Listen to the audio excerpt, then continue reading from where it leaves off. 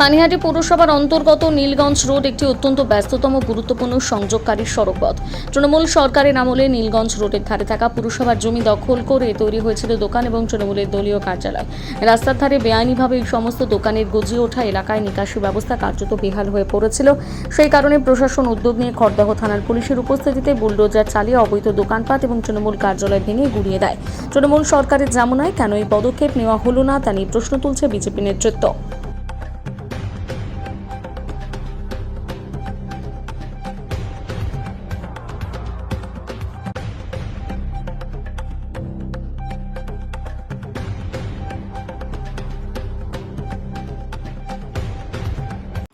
বহু জায়গায় সরকারি জমি অবৈধভাবে বিক্রি করে রেজিস্ট্রি করে ট্যাক্সের রিসিপ্ট পর্যন্ত বানিয়ে দিয়েছে।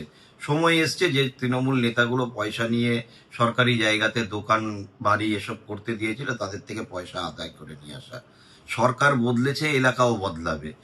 যদি এই দোকানগুলো পার্টি অফিসগুলো ভাঙা না হতো তাহলে এলাকার ডেভেলপমেন্টের কাজ হবে কি করে? ড্রেনেজ সিস্টেম ক্লিয়ার করতে গেলে ড্রেনের কাজ করতে হবে, আর ড্রেনের ওপরে সারা পানিহাটি জুড়ে দোকান পাট সব রয়েছে, তো এগুলো ক্লিয়ার করতেই হবে।